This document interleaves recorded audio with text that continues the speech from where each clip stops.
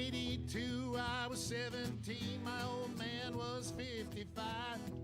If you do the math between the two of us, that's 72 years alive. An eternity, so it seemed to me. How could anything live that long? Now I say my folks were only 84 the year that they passed on. For a little while it seems you got time to choose your dreams. Pretty soon you look around and you see 100 years ain't what it used to be.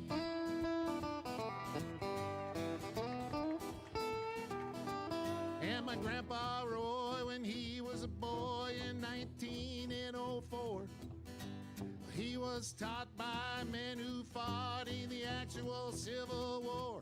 And only 8 decades passed and my high school class put the tassels on the other side. Started on our way full of naivete on the great American ride. The months and years slide past, each more quickly than the last. Pretty soon you look around and you'll see 100 years ain't what it used to be.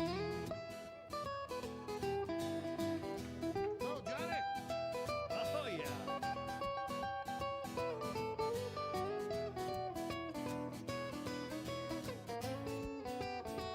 Oh, yeah, Johnny, hey!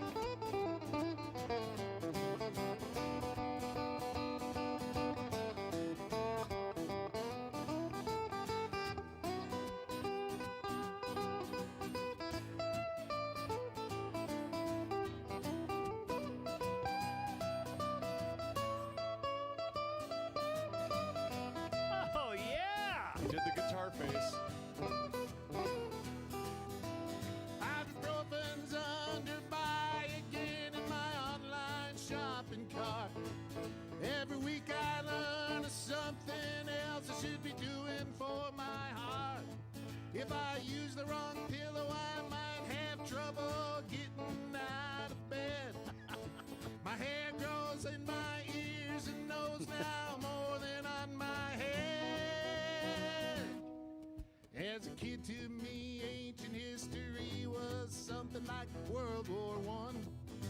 But I arrived closer to that time than this year as I sing this song.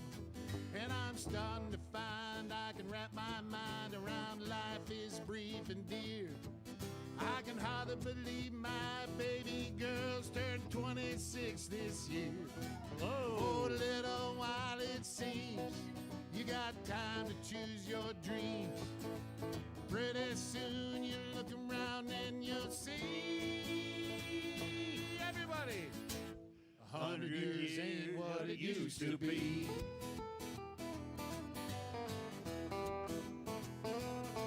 Before you know it, you're 63, making plans for Medicare A and B. You look around yourself and you see 100 years ain't what it used to be.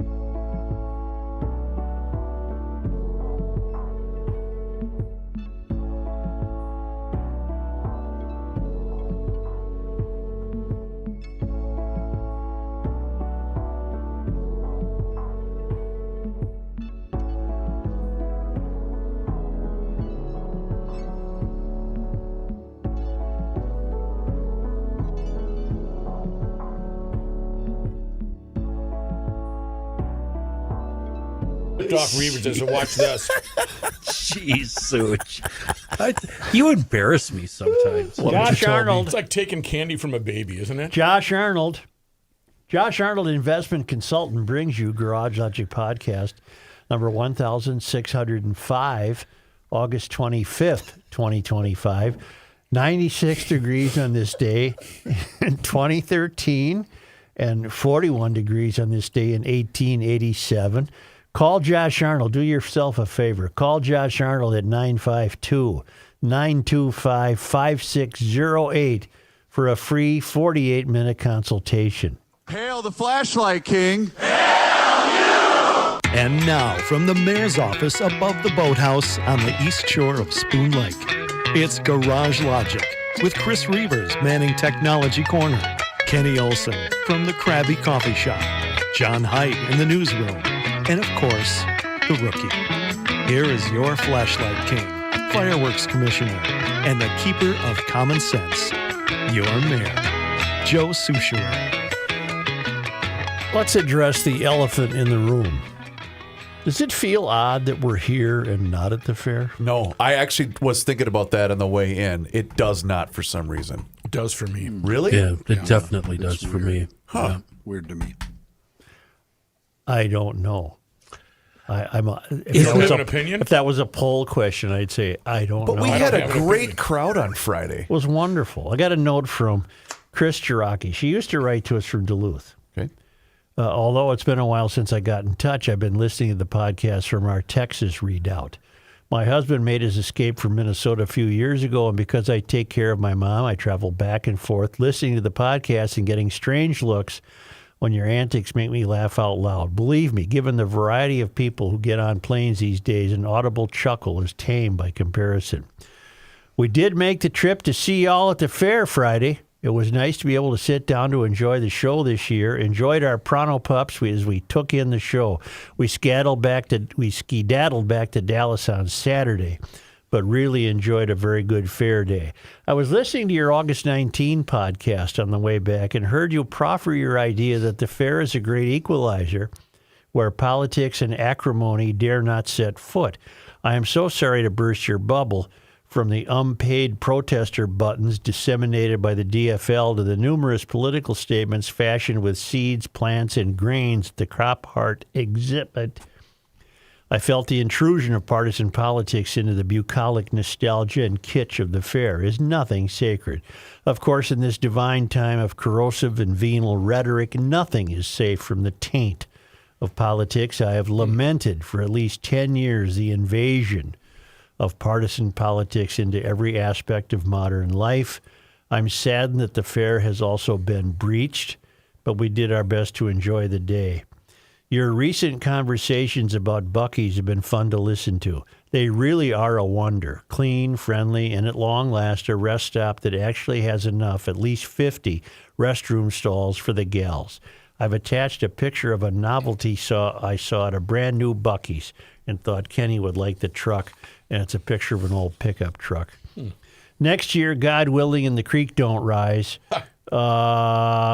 we'll come back and see you at the fair. Until then, thanks for being my North Star in the Minnesota constellation, Chris Jiraki, Dallas, by way of Duluth. Why she didn't come up and say hi? I wish Or she she would've. did, when I didn't people know do. it. I like when people do. I saw Yeah, the Chief. you might not realize this, Joe, but you frighten people. Oh, that's nonsense. Let me tell you why I'm That's missing nonsense. He Let still me tell you scares why me. I'm missing the fair this week for the first time ever. From Ken Barlow's daily email, 4:20 a.m.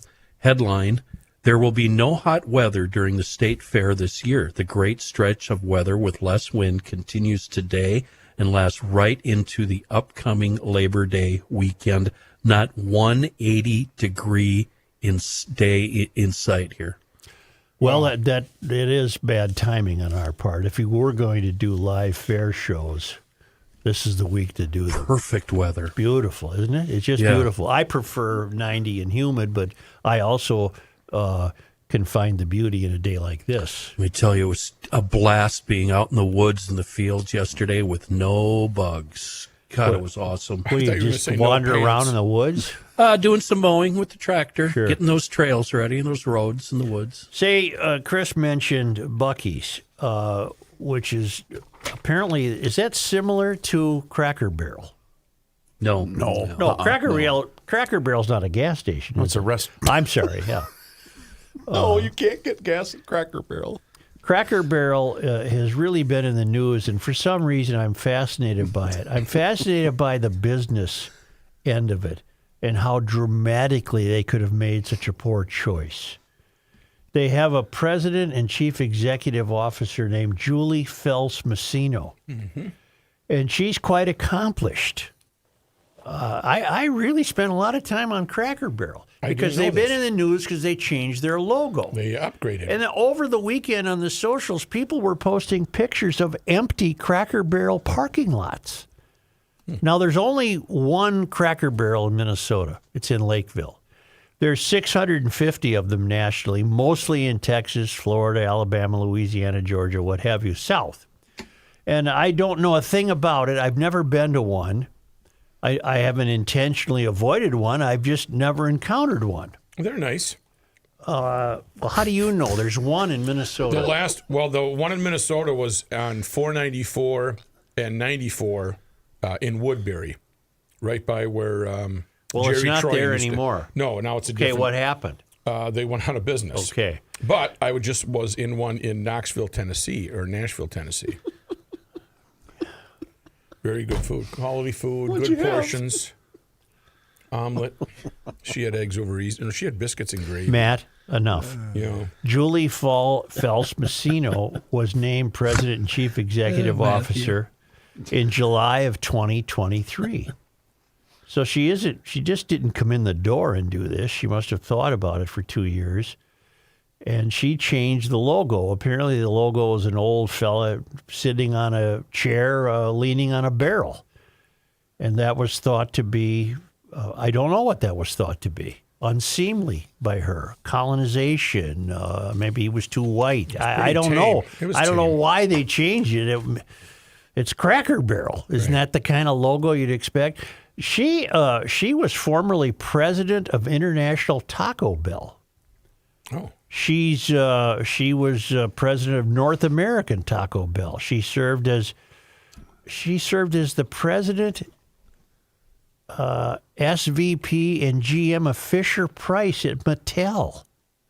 Didn't Taco Bell go through somewhat of a similar rebranding a few years ago? She served as president and chief executive officer of Sprinkles Cupcakes. I don't know Sprinkles.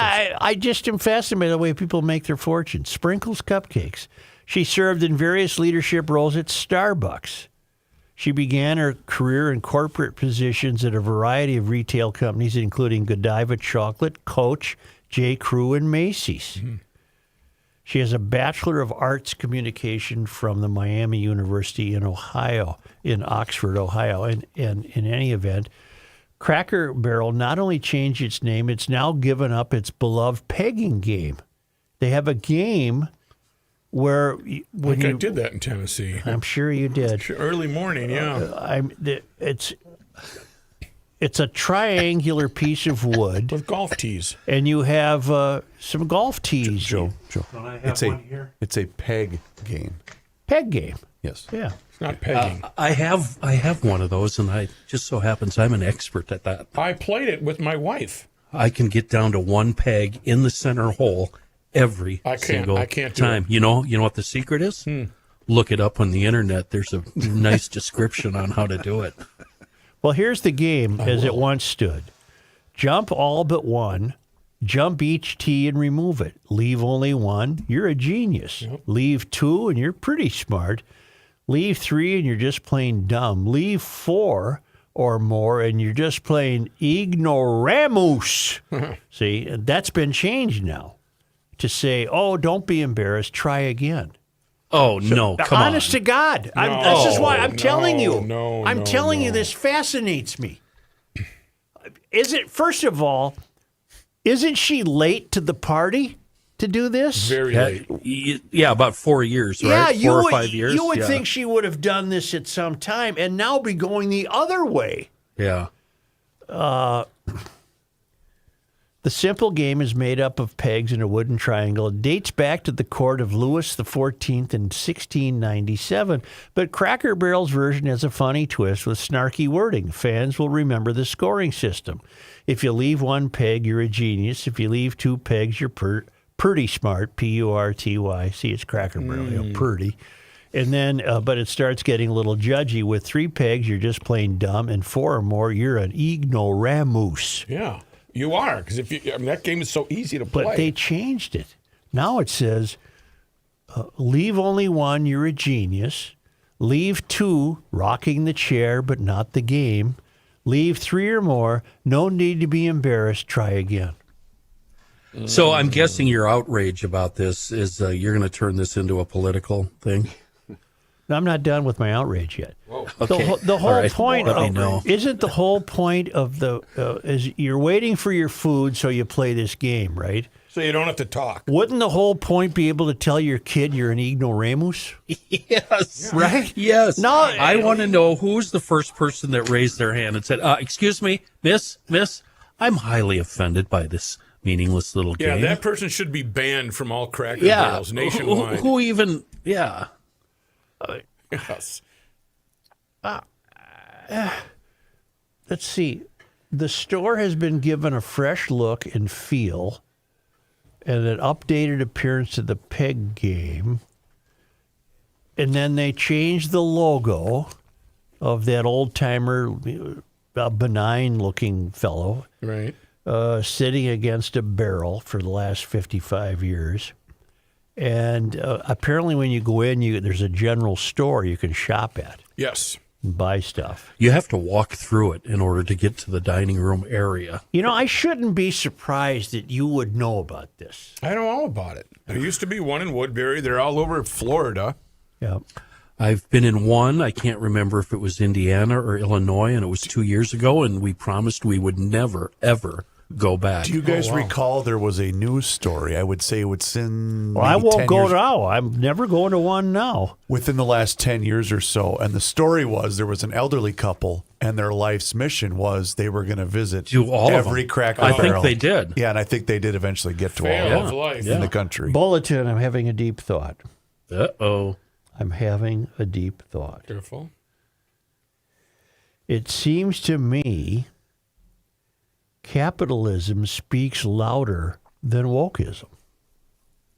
What do you In mean? every instance we've seen of a corporation attempting to introduce,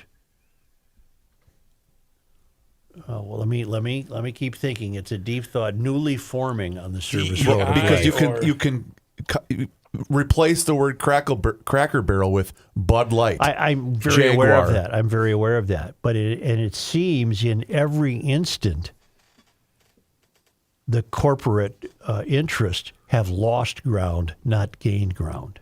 Target. Jaguar, Cracker Barrel, Budweiser.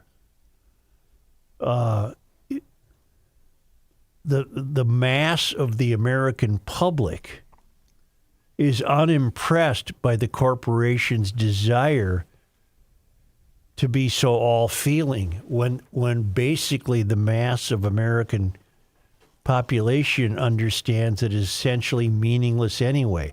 In other words, I don't think the mass of American people care that there are transgender people, for example. I think most people just accept that and go on with their lives Yep.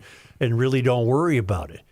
But when Budweiser wants you to worship at that altar, that becomes a different dynamic altogether. I don't need this rubbed in my face. If you want to have transgender people drink Bud Light, hooray, that's great. Good luck. But you're overreaching to have transgender people become your exclusive spokesman. How did we get here? Isn't that interesting? No, How did we Joe, get here? how did you get here is my question. In what sense? How did we go from a simple logo redesign into breaking down the Bud Light thing? Because it's all of a piece. It's all the same thing. This constant battle between not offending anyone and trying to remain profitable. Can I read? I can help you answer that question, Ken. No, I'm not. No answer you two can give me is going to be satisfying. Well, this is I'm so far on the other side of this what you is two are someone- saying. Well, what is your side of this? Big deal. They changed their logo. They made a mistake. Big deal. and their stock price plummeted. That's as a fine result too. of it. They learned their lesson. I don't think it has anything to do with being woke or not. Well, it does. Otherwise, you wouldn't have changed it. I don't think it has to do with woke. I agree with Kenny, and here's why. They were already doing badly, and that's why they brought this woman in. Yeah. Their profits had gone from $99 million in 2023 to $40 million in 2024, and they bring her in to try and change things up. Why don't they start with that wallpaper paste they call biscuits and gravy? I mean, come on. Change the food first. Okay, then Joe, explain even the- explain Budweiser to me. One more thing. Even the Democratic Party on their official account on X, they said, quoting, "The Cracker Barrel rebrand sucks." Who said this? The Democratic Party on their X account. I don't think this is political. I think this is a bonehead executive that made a bonehead decision I guess- based on bonehead reasons, and now she's going to get gas. Okay, but I've been pointing out the interest I have in people that achieve these lofty corporate positions and they still make these mistakes. I think they're out of touch with us, Joe. That's what I. That's what I was going to say. You're basically flying right in the face of the few people that are still choosing to eat at your restaurant. Why don't they take their Jag or their Rolls Royce down to the local Cracker Barrel and talk to the customers? Boy, you're just allowing me to completely dovetail into the next topic I wish to address. Oh, Kenny, nice going. Way to steer the that ship was here today. accidental. Oh, shoot. You can't tell me Budweiser was failing, and that's the reason they tried a new advertising tactic. I think you're absolutely right on with the Budweiser. I'm not going to debate too. you with that. No. Same here. And Jaguar, what in God's name got it? That's an Indian company. It's owned by a company in India. I don't even know what they did. They What did stopped they do? advertising Yeah. the cars. It was the I'll pull it up because I remember it. They just had a very diverse group of men and women talking. I don't even know what they did. Started when they started calling it Jaguar. No, it's always been called that. Oh. Well, Okay, let me maybe tell not. you something. Our friends at the Center of the American Experiment had their education day at the fair Saturday. I hope you were able to attend. If you didn't, I'm going to give you a way to remain connected to this. The Center of the American Experiment is really, really looking at how to improve education in this state. Less than half of Minnesota students are meeting grade level benchmarks in reading and math. It's a statewide problem. Something isn't working. We tried more money. That doesn't work. We tried more bureaucracy. That doesn't work. Center of the American Experiment is proposing a new idea, 7K for Kids campaign. That gives parents control of $7,000 per child per year that they're probably already having to spend in taxes. So you take the $7,000 a year that you could be awarded and choose the best education for your kids, public, private, charter, homeschool, whatever fits, because whatever we're doing now doesn't work. Learn more at 7kforkids.com or americanexperiment.org.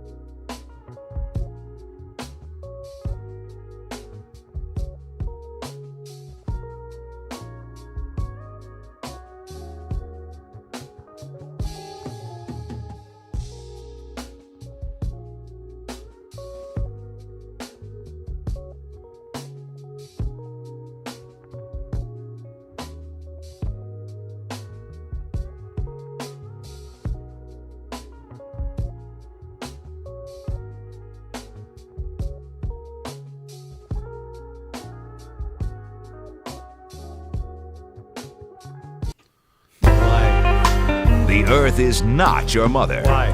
The Joe Souchere Show. Are you two done?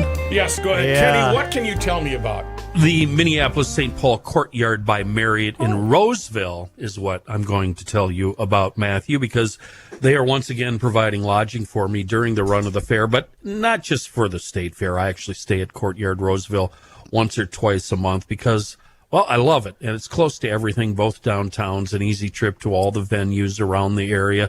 It's right there off 35W in Roseville between C and D, easy access to the fairgrounds, the U of M, all the shopping and dining in Roseville. You know what? There isn't a Cracker Barrel in Roseville, but there is an Embers. So, I don't know. That's kind of close, isn't it? There's an Embers close by. Yeah. The Courtyard, they have everything we need. Of course, the free high-speed internet, a bar. Yeah, you heard me, a bar. Restaurant, Starbucks right there on site, pool, laundry room, meeting spaces, and a wonderful patio outdoor area. It's really cool. Keep the Courtyard Roseville in mind for your next event. It's perfect for, I don't know, what are you going to do? Rehearsal dinners, bridal showers, work meetings. I see those there all the time. Small weddings. We've got a special offer for you GLers if you want to stay there right now. Save 20% off on a weekend getaway anytime now through the end of March. Just go to garagelogic.com and click on the Courtyard by Marriott link. Kenny, the whole clue that changing the logo wasn't as benign as it seems was changing the peg game. Yeah, that's pretty evident. That's glaring. Well, let's stay here. There's a group called Third Way. It's a think tank. I think it's a think tank on behalf of Democrats. They are now advising Democratic officials and activists to stop using certain words because those words alienate swing voters and are helping Donald Trump.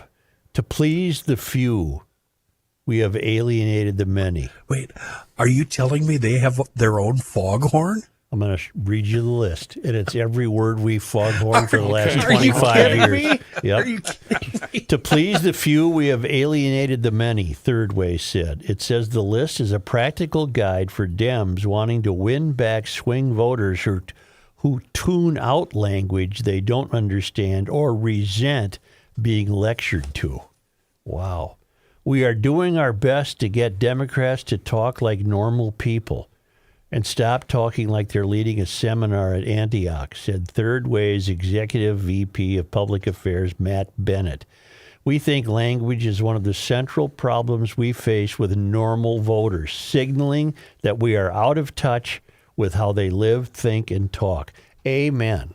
They are. They're third rail to the nth degree. Yep. They had to go to a think group, a think tank, to come up with this. Well, They're so far out of touch. They need help. That's telling them exactly what this is. This is insanity. Let me hear the words. Come on. The group insists it's not policing language, but says Democrats must invite, not repel, and talk plainly about crime and identify without sounding like a sociology seminar. People can't relate to something unless it has some edge about it. Lene Erickson, Third Way Senior VP, told Politico, and we had shaved off all our edges in an attempt to never make anyone upset by anything. See Cracker Barrel. Yeah. One of the most senior Democratic Party members embracing the change is Newsom. Oh, I can't stand to talk about him. Okay, you want the word? Should I just cut to the words? Yeah. I wrote two of them down ahead of time, and I want to see if you mention Well, them. not only do they have a list of words, but they categorize them. Under the therapy speak heading, don't use the word privilege, violence, as in environmental violence, dialoguing, othering, triggering, microaggression, progressive stack, centering, safe space, holding space, body shaming. Those are all words that nobody I know uses. Of course not. Under the heading of seminar room language, in other words, don't sound like you're giving a seminar. Systems of oppression, critical theory, cultural appropriation, postmodernism, Overton window. I don't even know what that is. What's the Overton window, John? Overton, Overton window. Overton window. Overton window. Heuristic. I don't know what that is. HEUR. Existential threat. Oh, they use that one all the time. Yeah.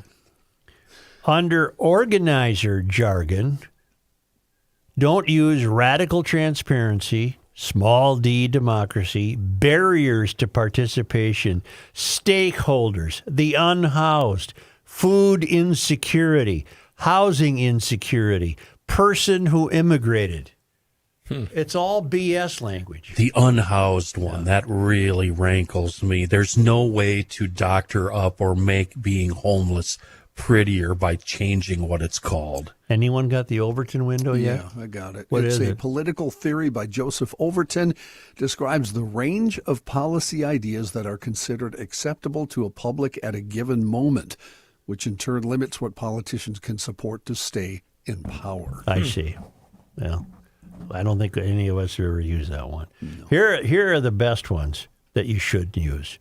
And this falls under the heading of gender/orientation correctness. Birthing person or inseminated person. Whoa. Okay. Wow. Pregnant people. Okay. Chest feeding. Oh, my God. We can't say the word breast? What was the great band song? Was it Chest Fever? Chest fever, yeah. Cisgender. Oh, I hate that one. I don't know what this one means. Dead naming. Dead naming? One word. I don't know what that is. Well, look Dead it up. naming. Oh, Type fast. Work. I'm Dead naming. I'm dead naming Dead right naming now. is the act of calling a transgender or non-binary person by their birth name or other forename. Oh. So if Claudine is now a guy and you say Claudine, you're dead naming that Dead person. naming him. Yes. That name doesn't exist, bro. All right. Yep. Heteronormative, as though that's wrong, I guess. What is that? Just you're a regular person. You're hetero. You're straight. Patriarchy. Oh, they've worn that one out. Oh, they use that a lot. LGBTQIA+. Under the heading of the shifting language of racial constructs, don't use Latinx. That's just a made-up BS word. Yeah. BIPOC. Allyship. As an ally, maybe? Yeah. Yep. Intersectionality. I've never known what that one means, but they use it all the time. You're confused at the roundabouts. I think so. Yeah. On account of. Yep. And minoritized. Didn't have tornadoes here until we started putting into traffic circles. Because on the count of, you want to know why? When people go round and round in circles, it causes disturbance in the atmosphere and causes tornadoes. I love him. Minoritized communities. That sounds like a George Bush one, doesn't it? What the minoritized communities? Minoritize it. And these are a couple of beauties. Under the heading of explaining away crime, because that's what the left does. They explain it away. It doesn't exist. Explain it. And America needs a military where our best and brightest are That's proud right. to serve. There you go. And then we minoritize them. Explaining away crime. Justice involved. Mary's used it. We've had it. We've used it in Minneapolis to explain thugs. Right. They're not criminals who've been in the judicial system. They're justice-involved people. Wow. Carceration. It sounds so much better than you're in the Hooskow. Carceration. So yeah, we're changing the names of. We're not changing anything. We're advising the third rail people who are on the left of the dial to quit using these words. I thought it was going to be words and phrases that I hear everywhere on a daily basis that drive me crazy. Like I feel people that start there. Well, I feel, I mean. Kids like to start sentences with "I mean." Abundance of caution. I would like to see anybody that uses that word strung up, maybe hopefully on a public square. Case of the Mondays. If anybody ever says that to me, I'll punch him right in the nose. Never heard it. And then, seriously, the last one, and I'm surprised it wasn't on there. People of color. Yeah. People of color to me is the same as saying colored. I find that extremely racist. I'll just say it. People of color. That's an insulting phrase. I got a little kid who uses the word actually. So if you say, I saw a fox today, she says, actually? Actually? Yeah, she does. That's a big word. She loves the word, she loves the word actually. You know who else likes to use that word a lot? The news guy. Actually. Oh, that's Mr. FYI. Yes. But he's supposed to. That's true. Yeah, he's contractually obligated. Well, just in time for the new warning about words, the City Council of Northfield has unanimously passed a resolution outlining broad commitment it will make in order to become a sanctuary for LGBTQIA plus people. Oh. And you're not supposed to use that term. The Northfield City Council voted earlier this month to declare the city an LGBTQIA plus sanctuary city, adopting a resolution that says the city will limit its cooperation with state or federal action it views as discriminatory against LGBTQIA plus individuals. Yeah, okay, good. Because that's what the city has been clamoring for. They have a neat motto in Northfield, and I've forgotten it. Something about Jesse James died here. Cows content and oatmeal or something. I don't know.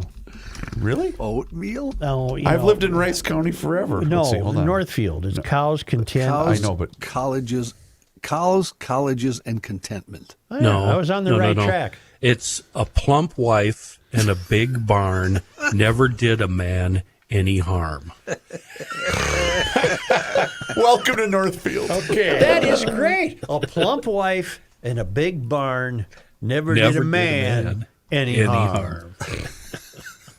Is that on a T-shirt somewhere?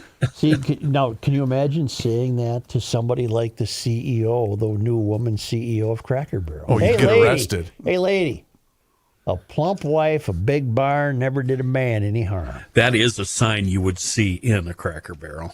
Cows, colleges, and contentment. That's the motto in Northfield.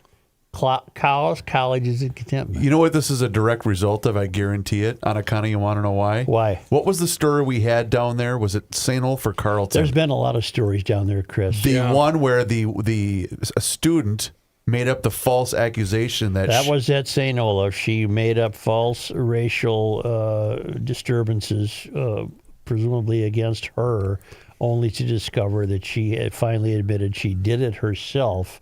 And that word I can't say, college president, refused. There were no consequences for her. But I'm wondering if this is the direct result of some, self-righteous of course it city is. council member saying, see what's already happened in our town. Yeah. Well, you got Carleton there and you got St. Olaf. I mean, you couldn't find two more failed academies. Couple trade schools down there, huh? Yeah. I have a kid who went to one of them. I know. I have a grandfather that worked at one for many years. But the kid who went there, I mean, she actually works and she functions. She contributes. She on account of, I'll tell you why. She got a sheepskin from there. I got a daughter that didn't want to go there. Yeah, it was too away. far. It was away. Yeah, she didn't want to go away for college. Can drive there in about 20 minutes. That's so awesome. That girl is currently a stay-at-home fiance right now, so that's probably a good thing for the world. I think she's winning. Yes. How much damage did she do at Giggles on Friday? She wasn't feeling any pain, and she was driven. Believe me. Even the Star Tribune favors the DFL withdrawing the endorsement of Omar Fateh for mayor. Even the Star Tribune. Pretty good piece yesterday by Rachel Olson. I believe that's her name. And even they see the folly in the real folly, and this hasn't been explored yet, is DSA people are not DFL people. Right. It needs to be they need to have their own party. And if they get elected, they get elected. But they're not DFLers. I'll tell you why in a moment. But first, I want to tell you about EcoFun Motorsports. I haven't been told anything yet, so there might be a sled or two, water I'm talking about. Okay. Jet ski, Wave Runner, Yamaha, those are bulletproof. If you pick one up now, the trailer is absolutely free. It's a Triton aluminum trailer. No extra cost, no catch, just a top-tier trailer. You need some financing flexibility. EcoFund's got you covered with excellent financing options available on all those Yamaha units in stock. And while you're there, it'll dawn on you that, oh yeah, this is the electric bike capital of the world. Scooters, motorcycles, youth recreational equipment, gas-powered. Oh, it's so sweet. 4x4s and side-by-sides and helmets and apparel and a great service department. It truly is the most fun store you'll ever spend time in. It's EcoFun Motorsports in Forest Lake / Columbus. That's on Highway 97, immediately west of the interstate. You got a few roundabouts and bing, bang, boom, you're there. And down in Burnsville on the Service Road of Life near County Road 42, and a wonderful, wonderful, very tempting website, ecofunmotorsports.com.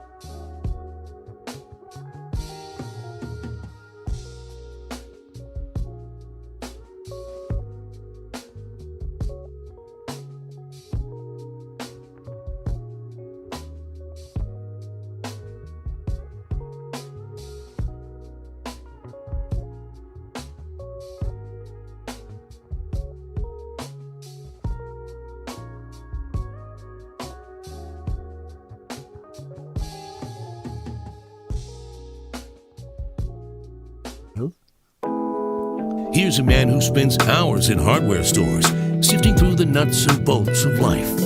Joe Souchere. I didn't use any seafoam over the weekend. That's actually might be a first time in a long time. But I will before the day is out, because I'm picking up another cylinder today, a tiny little cylinder, and I'll give it a gulp of the motor treatment before I strap it on the back of that boat and fire it up.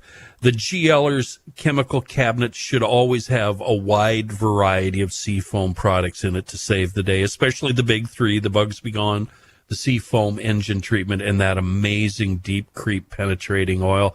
The Bugs Be Gone is simply amazing. Not only does it work as promised, everybody that writes an email says, I was really surprised. The Bugs Be Gone works beyond expectations. It's so easy. It's so amazing. You just spray it on, let it sit there a few moments, and then wash it off. It works on bugs, organic material, every other weird thing you can possibly throw at it, and it's safe on all surfaces.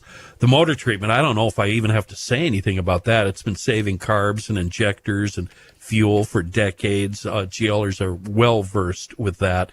And this Seafoam Deep Creep is the best penetrating oil available. Great for lubing, breaking up rusty parts and restoring parts and displaying moisture. Really works well. It's the GLer's Big Three, the car care kit. Buy all three, give them as a gift. Find them in the automotive aisles or order them online, seafoamworks.com, our own local company with a global reach, Seafoam. Here's John Haidt. Thank you, Joe. This news brought to you by North American Banking Company. State Fair attendance records were slightly down the first 2 days at the fair, but way up on Saturday. On opening day Thursday, 137,148 people came in the gates, about 1,000 less than last year on that Thursday. On Friday, 153,988 on hand, about 18,000 less than the first Friday last year. Last year's Thursday and Friday records, last year's Thursday and Friday numbers were records for the fair. That should be noted here. Saturday's crowd was more than 14,000 than last year's first Saturday, almost 199,000 attending on this Saturday. The Sunday numbers should be out any minute. They usually get released between noon and 3. They are not out yet. May I say, I'm very pleased to have been wrong. Before the fair, I was saying, I don't detect any buzz, or I'm wrong. The fair is strong, healthy, and in fact, given this weather forecast for the next 7 days, look out! They'll probably blow all records right out of the books. What are you predicting for Friday? I don't know. It goes against what I was just about to say, especially for today. They have cameras on Snelling Avenue from 36 down to the main gate. Yeah. And there were no lines and no delays this morning between 5:30 a.m. and 7 a.m. on Larpenteur, Snelling, or getting into the lots at Hoyt. Well, who in the hell goes to the fair at 5:30? The governor. Yeah, well, that's to avoid us. He did take a photo at the dining hall, and there was nobody there. Joe, for comparison, it was gridlock on Thursday and Friday. At 5:30 in the morning? Yeah. It was utter gridlock. Is that because everyone's trying to get in there to get set Well, up? it is a Monday. Yeah. No, everybody's trying to get into the fair. Okay. You know that we actually had people that went there the Wednesday night before at the front gate and spent all night there, waiting to get in. I think it's a thing to say you were the first person in the fair. I guess so. As long as we're talking about it, we should maybe mention, we'll be there again this Friday, recording at 1:15 Friday afternoon, right? Yes. Yes. And I do Pat want to Donahue, Stephen C. Anderson. I do want to make mention, because I got a couple of emails. The Anakana You Want to Know Why T-shirts have been reordered. I think they were down to just the mediums. Yep. Medium? As of when I left there on Friday night. I left there with 3. Okay. They will be restocked either Tuesday or Wednesday this week. Got me a Spoon Lake shirt. Nice. Yes. And a GL shirt, flashlight shirt. Fitted and we hat. got new hats that are very cool. I love this hat. Fitted, yeah. Fitted. Fitted. Stretch, right? They stretch. Yep. Their It's fitted like a real stretch hat. I love this hat. This is my brand Right new. there at the talk shop where we always have been. See, I even took the sticker off. I see. To move on here, the rest of the local news. Well, basically, we have a police blotter for the rest of the local news. 2 men hospitalized with serious injuries after an overnight hit and run in Minneapolis. It happened about 12:15 in the morning. Minneapolis police say a blue SUV driving the wrong way in the westbound lanes of Lake Street hit a cyclist traveling in the bike lane, then hit a pedestrian crossing near 5th Avenue South. The SUV did not stop and drove off. Both the cyclist and pedestrian suffered injuries that are considered potentially life-threatening. They were taken to a hospital where they remain. Investigators still looking for the SUV and its driver. If you have any info, you're asked to call police at 612-673-5845. You have the hit and run out Eden Prairie way? I do not have Where a that mom one. had the kids in a little wagon going across the street. And everybody hit. I have a dreadful, dreadful prediction to make. Hit and runs are going to increase. Yeah. The decline of moral and ethical integrity is bound to play a role here. Not only that, People don't want to be bothered with anything. Everyone is on their bleeping phone. Gus Tanucci, not Gus, Mark Tanucci is involved in one out in Cottage Grove over the weekend. Wow. He hit somebody, stopped to look, and then took off. I can't believe how you people live down there. It's you know what, your living environment down there reminds me of a food lot for cattle or pigs, where it's just everybody crammed in elbow to elbow, fighting and arguing, and nobody gives one single damn about the other person. Hang on. On the freeway, it's every person for themselves. I'll agree with that. In the Twin Cities food, it's just a big food lot. Is all it is. That's who you calling thank you you people, for that, pal? Kenny. Yeah. Okay, Kenny. All of you people. What are you, H. Ross Perot? Meanwhile, Minneapolis police say a woman was shot early Sunday morning on the 3300 block of Russell Avenue North. She has been released from the hospital, is expected to recover. Anders Borg lives across the street from the victim. He talked with our friends at 5 Eyewitness News, said there was a group of people partying and being extremely loud around 2:30 in the morning. Borg said his wife asked them to be quiet. They started berating her, so she went back in the house and called 911. Borg said a short time later his neighbor across the street also came outside, confronted the group about the noise they were making, and that's when, according to Borg, about 20 to 30 rounds were fired at his neighbor's house. I rest my case. Injuring the woman who lives there. Borg said not everything requires a maximum amount of escalation, but apparently being told to quiet down is now enough to set people off to the tune of 20-plus rounds in the street in front of a bunch of houses. Minneapolis Police Department said there have not been any arrests in connection with the shooting, and the investigation is continuing. You're not only breaking the civil contract by raising hell at 3 in the morning, you're unaware that there is one. Okay. Yeah, that's a good way to put it. St. Paul Police Department said a man was shot while riding his bicycle Sunday afternoon after he was involved in a confrontation with another group in a vehicle. John, what the hell is this? It's a police just blotter, reinforcing everything I just said to you. God almighty. It's a ghetto from Monticello to Hudson, from Lakeville to that crack town you live in, John. I like my town. Andover, it's very friendly. A lot of nice people. It's a concept. They don't have a downtown. So. I can't argue with that. Yeah.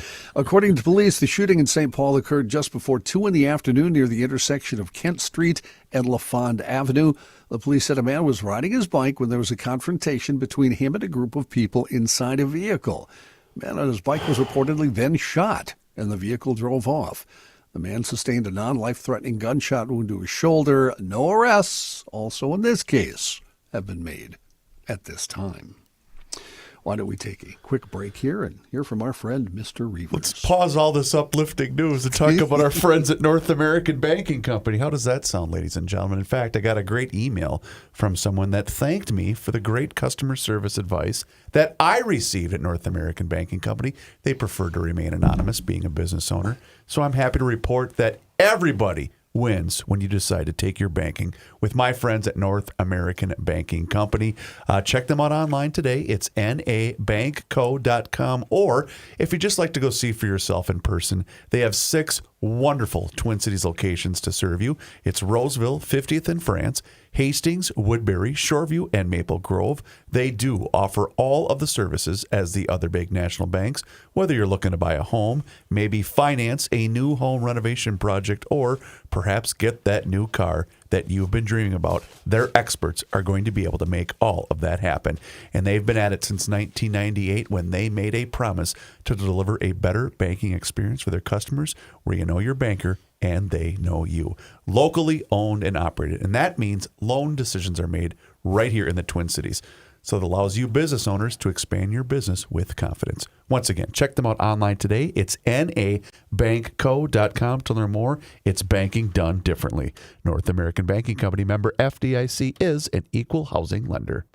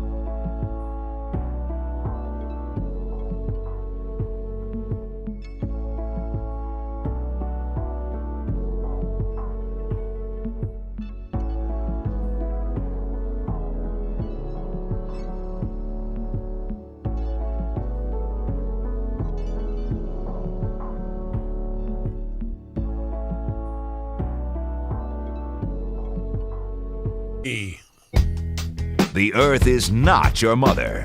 The Joe Souchere Show. Rent to own, or buy. 3 great ways to get a shipping storage container delivered from AnywayStorage.com. Combine that with the special GL only offer, and boy, you are all set. If you need secure storage, AnywayStorage.com can help with a wide variety of shipping containers. By the way, you don't have to use them exclusively for storage.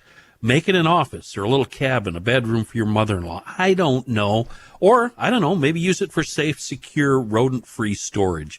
AnywayStorage.com. They have locations in Grand Rapids, Stewartville, and Ellendale. That means all of Minnesota is covered, the eastern side of the Dakotas, Wisconsin, Iowa, even portions of Canada. They offer 10, 20, and 40-foot containers that are sealed and lockable and perfect for folks that need secure storage, maybe at the home or the cabin. Contractors love them. On job sites, schools, you guys can store your gear and equipment in them, Boy Scout troops, whatever. If you want, you can stop into one of the locations before you rent or purchase it, or do the whole deal on the phone. Many options. You can choose those options, meaning the modifications for the 20-foot and the 40-footers, doors, windows, whatever you want. They can make it happen for you. Check out the website, then make plans to acquire yours. AnywayStorage.com. Oh, wait. Be sure to mention that GL special. You got to get yours. AnywayStorage.com. In national and international news, Wall Street Journal reporting the Pentagon has for months been blocking Ukraine's use of long-range missiles to strike inside of Russia, according to U.S. officials, limiting Kyiv from employing a powerful weapon in its fight against Moscow's invasion. A high-level Defense Department approval procedure, which hasn't been announced, has prevented Ukraine from firing any U.S.-made long-range Army tactical missile systems against targets since late spring. Etheridge Colby, the Pentagon's Undersecretary for Policy, developed the review mechanism. The review gives Defense Secretary Pete Hegseth final say over whether Ukraine can employ the missiles, which have a range of about 190 miles. The Pentagon and Ukrainian officials didn't respond to requests for comment. All of this would seem to contradict a Truth Social post from the president on Thursday. Trump said Ukraine couldn't defeat Russia unless it could play offense in the war. The Pentagon bloc effectively a stop on Ukraine having any chance to, as the president put it, play offense. Meanwhile, Foreign Minister Sergei Lavrov of Russia told NBC News there was no meeting planned between President Vladimir Putin and President Vladimir Zelensky of Ukraine, a blow to President Trump's efforts to broker peace. Lavrov said on Meet the Press that there needs to be an agenda first before any meeting could possibly take place. Israel hit southern Gaza's main hospital with a missile and then fired another as journalists and rescue workers rushed to the scene, killing at least 20 people, according to local health workers. The first strike hit a top floor of a building at Nasser Hospital in Khan Yunis. Minutes later, as journalists and rescuers in orange vests rushed up an external staircase, a second missile hit the same spot. Among those killed, 33-year-old Mariam Daga, a visual journalist who had worked for the Associated Press. Reuters and Al Jazeera also confirming their journalists and freelancers were among the 5 journalists killed. Israel's military, in a statement, confirmed it had hit targets in the area.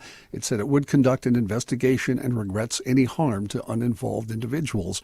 It does not target journalists as such. Does that cover you? I don't think so, No. does it? A dark bruise. I was going to avoid this story, but it keeps, popping up. It doesn't go away, does it, John? It really doesn't. A dark bruise spotted on Donald Trump's hand again today as the president signed an executive order in the Oval Office. The issue of the president's health has been discussed regularly since his return to the White House. On Friday, Trump appeared in the Oval Office with what appeared to be makeup applied to his hand. The large patch of what appeared to be foundation, not even close to his skin color, incidentally, could be seen on his hand, made obvious by the difference in color.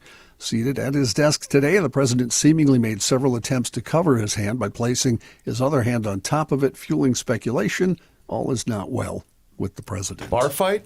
Was it a bar fight? Is he on? It's probably one of those deals where, the old guys, they get the little blood plotch here. Or it's covering up where they plug in the intravenous thing. I don't know. To keep him hydrated. Or is he on thinners, blood thinners? I don't know. I bruise really easy. Well, yeah, easily. blood thinners are going to make you'll see it everywhere, no matter what, if you get a bump. Yeah. Yeah. President Trump's latest economic move is drawing outrage from conservatives and, oddly enough, praise from the left. The announcement last week that the government plans to take a 10% stake in the U.S. chipmaker Intel prompted an outpouring of criticism from voices on the right, including Senator Rand Paul, who said today it's Intel, tomorrow it could be any industry. He said socialism is literally government control of the means of production. That's what he's doing. Senator Bernie Sanders liked the move. Well, of course. It's right up his alley. He, of course, is a self-described socialist, and he praised the move. He said it mirrored legislation he's already proposed. He said taxpayers should not be providing billions of dollars in corporate welfare to large profitable corporations like Intel without getting anything in return. Sanders is urging the administration to go still further in that direction. Bernie and Trump are now aligned. I'm telling you. Talk about putting more federal troops on streets in the United States. President Trump saying he planned to target Chicago and New York next for his federal crackdown on crime, suggesting he was willing to use active duty troops on urban streets. That's already getting pushback from leaders in both those cities. Meanwhile, President Trump and Maryland Governor Wes Moore lobbing insults at each other yesterday as the president threatened to send National Guard troops to Baltimore. Trump suggesting the president visit the city and, in his words, walk our streets and not just talk about us from the Oval Office. The president went on to criticize Baltimore over its crime rate, threatened to rethink federal funding on the rebuilding of the Francis Scott Key Bridge, which was damaged, remember, by a cargo ship. Moore has repeatedly defended the record on crime, noting the city's homicide rates have hit a historic low under his tenure. I invite you to read the book, The Other Wes Moore, for a quick read. There were two Wes Moores that grew up together. One was a bad guy. One was this guy and was very successful. It's a pretty good read. How can anybody look at what happened with D.C. and complain? I was watching a national news piece yesterday morning, and the homicide rate in D.C. per 1,000 people was twice that of Chicago. I haven't been there lately, so I don't know. Okay. When's the last time? Oh. Matthew, that book you recommended, is that a comic book? It is coloring. Is it written for young people? No, it's not written for young people. It's about the struggles, the two paths that these two guys named Wes Moore took, and he was often mistaken for the other Wes Moore, and the other Wes Moore had a troubled upbringing. It was a fairly popular book. I have seen it. But I am surprised, Rook, and I don't mean this in a bad way, that you are recommending it. It's almost a culture shock. You know what? Oddly enough, my wife recommended it to me. She was reading it, and so I didn't find it. It was recommended to me. You didn't read it? No, I've never read it. Oh, you didn't read it. Recommend the book. One of my rejected radio names was Les Moore. I was going to call myself Les Moore. Les Moore. I decided not to. Donald McPherson, believed to be America's last surviving ace from World War II, has passed away. He died on August 14th, 103 years old. Wow. McPherson earned the Congressional Gold Medal and 3 Distinguished Flying Crosses during his service as a U.S. Navy pilot aboard the aircraft carrier USS Essex in the final battles of World War II. He enlisted January 5, 1943, after the Navy waived a 2-year college requirement for its aviation cadet training program. He earned his commission and wings at Corpus Christi, Texas in 1944. He was assigned to fly a Grumman F-6F Hellcat fighter. Grumman, I'm sorry. F-6F Hellcat fighter, and was part of Fighter Squadron 83 when it transferred to the Essex in March of 1945 during the Battle of Okinawa. On his second evening aboard the Essex, McPherson recalled watching Japanese kamikaze bombers based in Kyushu in southern Japan attack the fleet. One bomber clipped the Essex radar tower before crashing into a nearby island. Another seriously damaged the USS Hancock. McPherson completed his first combat mission, a 300-mile flight to strike on an airfield at Niigata in March of 1945. His division was known as the Wonder 5. As he was pulling out from the attack, his plane's engine stalled and was hit by anti-aircraft fire. He was able to fly the plane back and successfully land on the Essex. Wow. Between March and June 1945, it flew 6,560 sorties from the Essex. McPherson's group was credited with destroying 220 Japanese planes in the air and 72 on the ground. McPherson would become an ace after shooting down 2 planes, dive bombers, near Kakaishima off Okinawa in April. McPherson was able to marry the love of his life after the war on August 17, 1944. He then returned to Adams, Nebraska to work as a letter carrier, survived by his 2 daughters, a son, along with many grandchildren and great-grandchildren. How old was this brave soul? 103 years old. Rook, how many World War II vets are still alive? The U.S. Department of Veteran Affairs estimates there are roughly 66,000 living World War II veterans as of early 25, down from over 119 in 2023. 16.4 million Americans who served in World War II are now in their 90s or older, and World War II veterans is declining rapidly, suggesting that the last will pass away in the early 2040s. Now, worldwide, there's about 500,000 left. Wow, man, it'd be 108. He'd be moving slow. So they're gone. The last World War I veteran, Frank Buckles, died in 2011. Right. Wow. Well, that's amazing. But these guys, most of them would have to be in their late 90s. Yeah. Wow. One actor death, Jerry Adler, who we all knew as Hesh. Oh, in yeah. The Sopranos, has passed away. He was 96. Very interesting life. He actually was not an actor to start with. He was a stage manager and a theater director. Didn't have his first acting role until he was in his 60s, appearing on the sitcom Brooklyn Bridge in 1991. He did end up playing the part of Hesh. He also acted in shows Quantum Leap, played a rabbi on Northern Exposure. Northern Exposure was produced by David Chase, who would later create The Sopranos. In his book, Adler said Chase called and asked him to play a part in The Sopranos pilot that was initially described only as a cameo, but if you watched it, he became a pretty much recurring character on the Biggest show. Mistake. I'm sorry, Johnny. As an advisor to Tony. Biggest mistake he make was lending Tony that money. When was Northern Exposure on? It was the late 80s, wasn't it? Late 80s, early 90s, yeah. 6 years, 6 seasons. I thought it was wonderful. Yeah, it was. I didn't know it was David Chase. Yeah, he was the producer. I actually just rewatched the first 3 seasons again. So did I, yeah. Where on TV? It's on Amazon, I think. Yeah. Oh, you say it into the microphone? Yeah. Oh. Yeah. Into the microphone. Who was the lead guy? Rob Morrow. No. The Dark-haired guy. The burly, dark-haired guy, wasn't he? Maurice? Yeah. The war vet. That was... he was an astronaut, actually. Astronaut. Yeah. That was... John Corbett? Wasn't it? No, John Brimley? No, it wasn't Brimley. It was... I'm sorry I brought it up. We don't know the answer. Burroughs? Never mind. No. The older guy, Chris. Barry Corbin. There you go. Barry Corbin. Barry Corbin. Right. Yeah. What do you have the years there? As long as you have it up, Reavers. I do. Give me just a brief moment. First episode date July 12th, 1990. Final episode July 26th, 1995. And Joe, I can reassure you that is not what small towns are like. Nothing like that. That's why it was entertaining. Probably.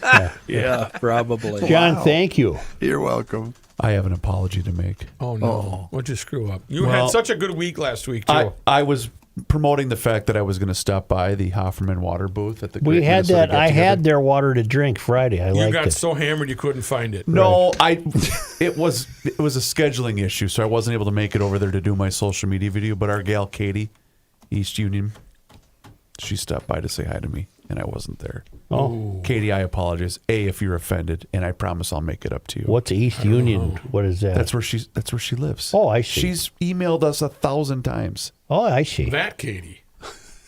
Oh, I see. Yeah. You okay I don't with know her? what the hell You you're got it. talking about. Katie from East Union, loyal GLer. Right. Oh, Katie. Hey, how you doing? Katie. That East or West Union, you sure? Thanks for the assist, you two. Anyway, Katie and Tom stopped by 3 times to say hi on account of you want to know why. We're practically neighbors, but I wasn't there, Katie. I'm sorry. However, I will be there this Friday. Yeah, I promise that. We don't know that. But you can stop by 50-50. the Hofferman Water booth if you're out at the Minnesota Fair. And I don't even have to be there. Just stop by and say hi to the entire crew. But if you're not going to the Minnesota State Fair, make sure you get on the schedule and have them come out for that free water analysis. And you can do that one of two ways. You can call them directly at 612-895-2440 or visit their website, which is, of course, HoffermanWater.com. I think Yes, you had your Rookie. sense of direction when I saw you up at Giggles. You were looking pretty good up there. You I knew just- which way was north and south. I figured after I'd had a cold one, I probably shouldn't shoot a social media Got video it. for Hofferman. Got it. Anyway, Yep. so visit HoffermanWater.com, and as long as you're going to book that appointment, you can also see every single water treatment system that they have to offer on that website. But like I said, you have to get on that schedule, and you have to have them come out for that free water analysis today. It's going to get busy here as fall's just looming in front of us. 612-895-2440 or visit HoffermanWater.com. Hofferman Water has been proudly serving the state of Minnesota for over 50 years. Do me a favor and mention that you heard about them on the Garage Logic podcast.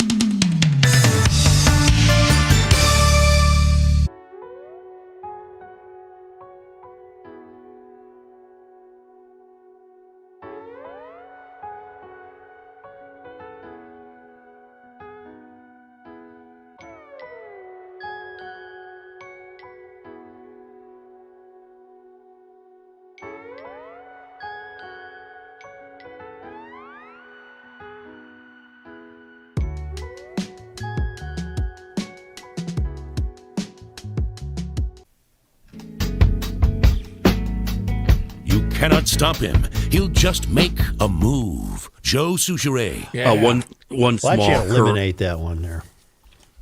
Go ahead, Kenny. Sorry. One small correction on something Chris just said.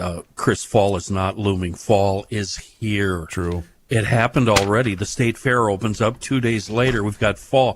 Fall is one of the best times to plant shrubs, trees, and perennials.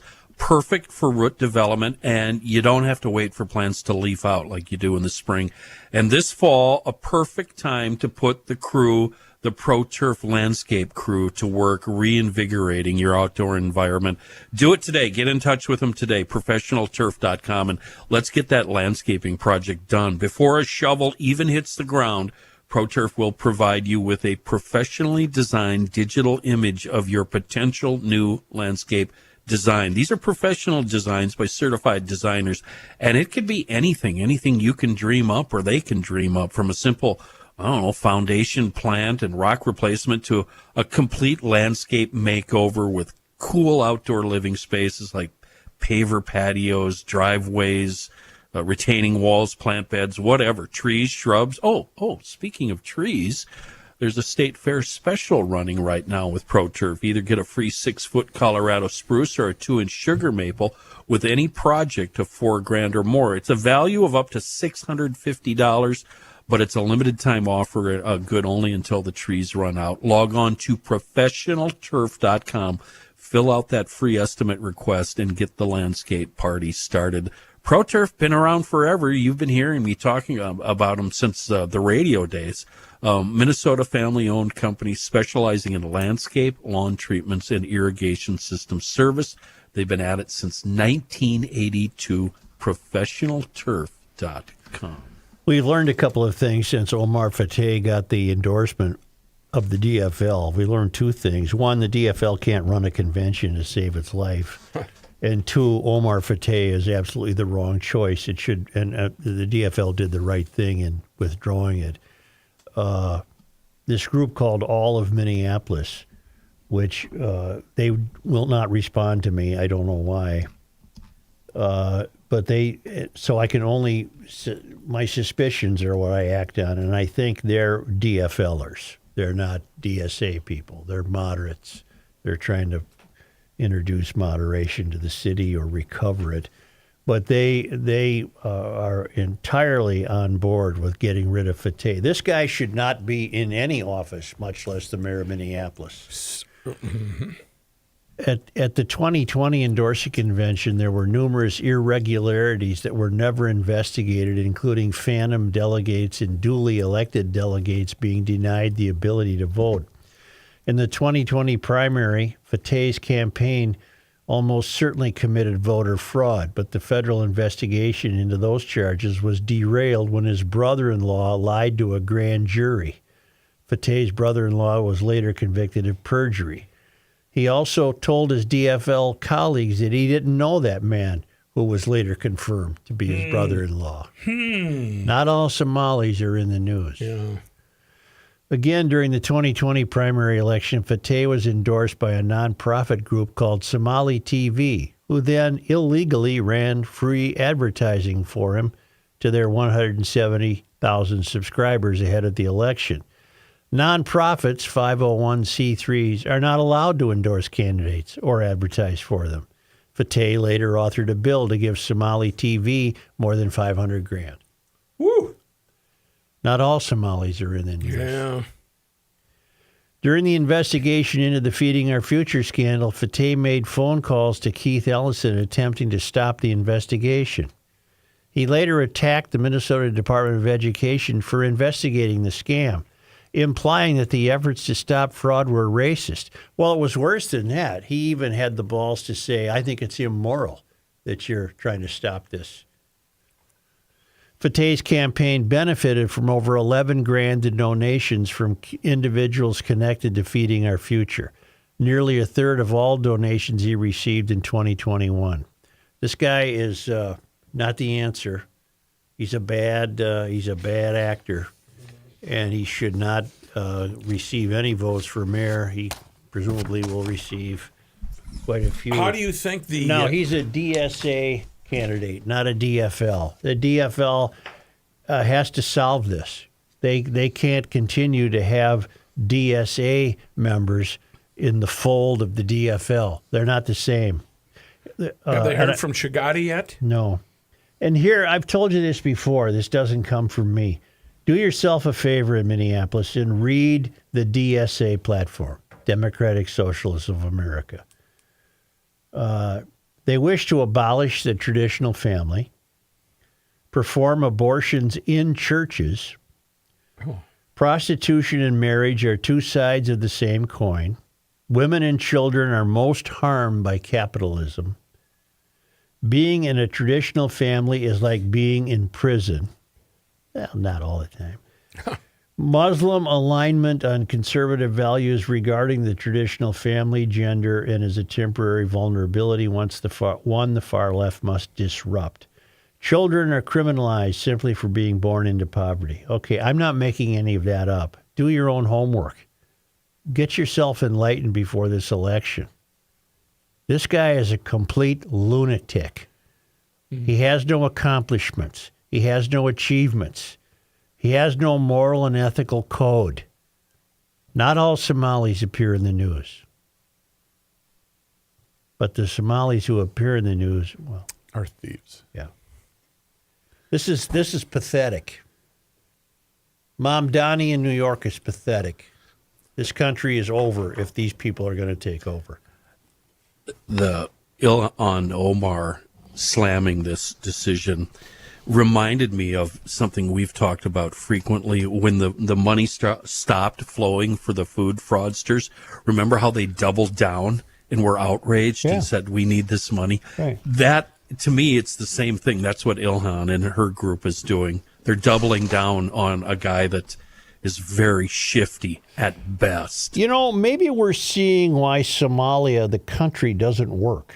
Yeah, I think that's a very good. There is the. What do you mean? No stability is offered by the likes of Omar Fateh. It's constant chaos and what can I get for myself? And the country of Somalia has a history of just governments that don't work. Well, I think we're seeing why. They're liars, thieves, cheats.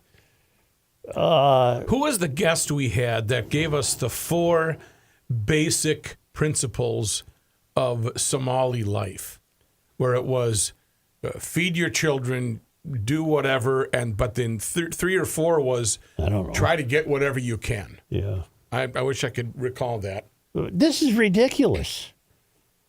This is chaos founded on nothing except individual greed. and boldness beyond the likes of which we haven't seen. So bold that you call the Attorney General of the state of Minnesota and you demand that the investigation into the fraud stop. You're just being racist. The Somalis weren't here 2 seconds and they learned how to play that racist card. They're very gifted people, very gifted in connivance. And maybe that's why the country itself, they leave it because they end up screwing it up so bad it can't work. Then they go somewhere else and do the same thing. I think they're sharp people. They're clever as hell, and they're so bold they think they can get away with anything. So not all Somalis appear in the news.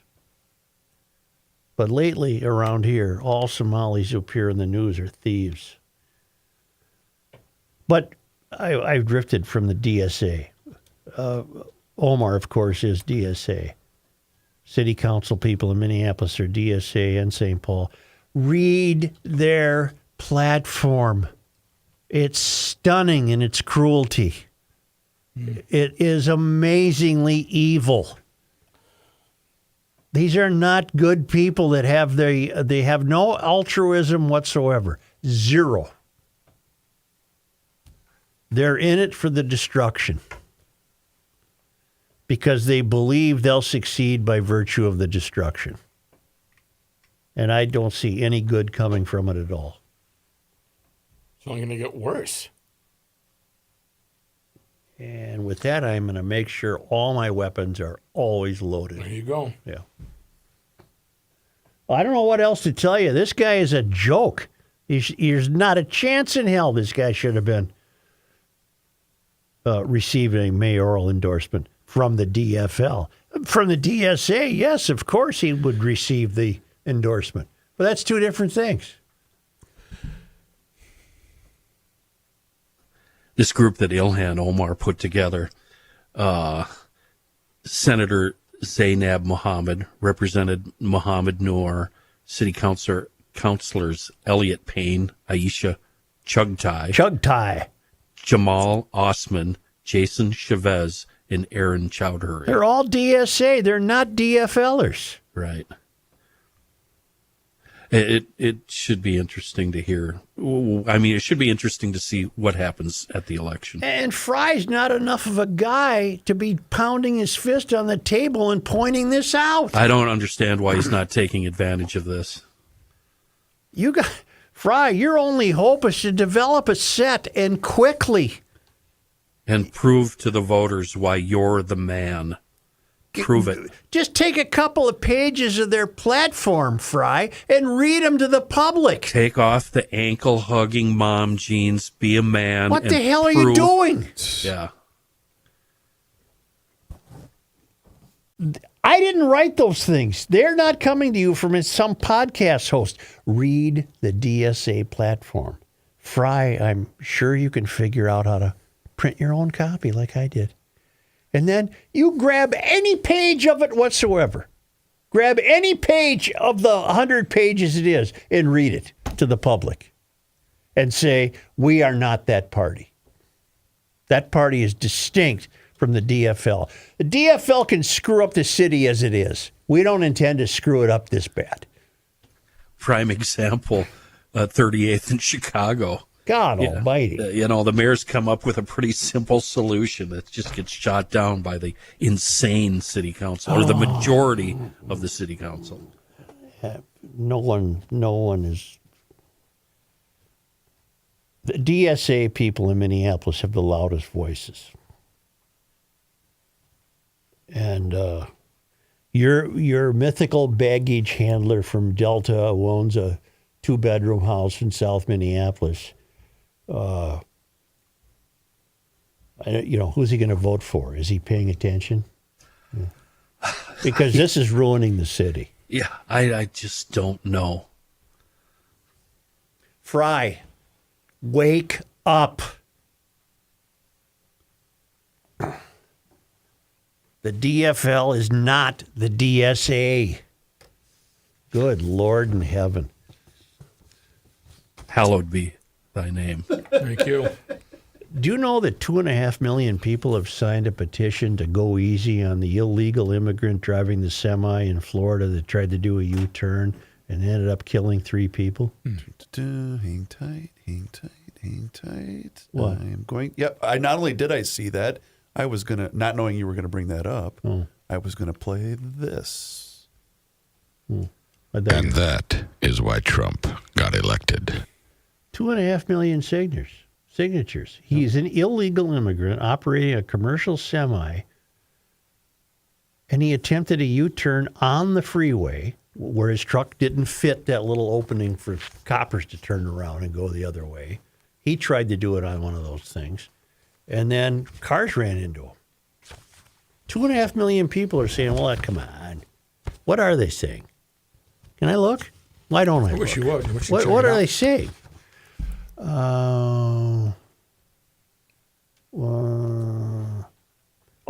It was a tragic accident, not a deliberate act. While accountability matters, the severity of the charges against him does not align with the circumstances of the incident.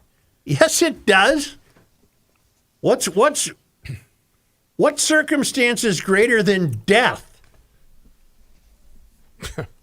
What the hell's wrong with this country? We done. Only because they come to us. Hold on. You want to do it now? Oh, no. We can wait till Okay. All right. What was that? He has an announcement. Stay tuned. Wow, that is a tease. I might not leave. Is it a Monday Night Sports Talk announcement? We'll find out as soon as we're done with Garage Logic. Is he pulling the plug? How could you tell? On only because they come to us. Yes, sir. All the way from Marloth Park in Mpumalanga, South Africa, from the Traveling Lymans. Chris asked if we did our own website. Jessica designed, created, and maintains it. She Very does cool. it all. WorldwideWaftage.com. Very cool. I have a question. Yeah. What's the weather like right now? Tom? When I picture that part of the world, I picture 120 degrees and bugs. Tom's listening. He'll fill us in. He'll tell please us. let me know, Tom. Yeah. On this day, August 25th. in 1827, Minnesota's first post office was established at Fort Snelling. Huh. On this day, August 25. in 1917, reacting to protests in New Ulm over the use of draftees in World War I, the Commission of Public Safety, under orders from Governor Joseph A. Burnquist, suspended Mayor Louis A. Fritchie from office. Other city officials and the president of the Martin Luther College were also removed from their positions. Those actions effectively ended the protests, although Fritchie was later reelected. I think they were all a bunch of New Germans there in New Ulm, and they didn't want their guys going off to... Fact-based. New Ulm is 3 syllables. On this day, boy, the dates are all mixed up. On this day, Joe, today is August 25th. in 1901, Elmer Engstrom was born in Minneapolis. He was involved in the development of color television during his career with RCA. You got one at home? Yeah. Yeah, 2 why? 3. I don't know. On this day, Joe, today is August 25th. in 1937, Congress established the state's first national monument, Pipestone National Monument in southwestern Minnesota. Native people, including the Dakota, have mined pipestone, also known as catlinite, from the quarry inside the monument for hundreds of years. I have a pipe purchased from a Native American made out of that very pipestone. It's pretty cool. You have a catanite pipe. Yeah, it's a big one, too. Big, long one. On this day in Minnesota sports disappointment history, August 25th. in 1928, the Duluth Eskimos disbanded. Oh. Wow, we got a crowd. From Are the we at the outer fair? room. On this day, On August 25th. 1969. Billy Martin refused Hubert Humphrey's cameras in the locker room after a loss. He was the VP, and Billy wouldn't let him in. So there you have it. On this day, My God, I love that. The balls on that man. not really. The best line was John Shirley, and Billy Martin is a mouse trying to become a rat. On this day, August 25. in 1970, Met Stadium received a bomb threat. Oh, really? That's when George Mitterwald ran through the parking lot in his catcher's gear and went right to the bar at the Thunderbird Hotel. He was no dummy. That's it, folks. Thank you very much. Yes, and please do us a favor if you have not done so already and hit subscribe on the Garage Logic YouTube channel. Yeah, that's right. Garage Logic has a YouTube channel, and you can watch the show each and every single day, and you can see the most recent episode of the podcast. Wow. It's like we've never done this before. Yep. You can also follow us along on all of our social media channels, which includes Facebook, Instagram, and Twitter. And, sign up for the Daily Logician. That email comes right to your inbox each and every single day, and it includes the most recent episode of the podcast. Find out more and sign up today at GarageLogic.com.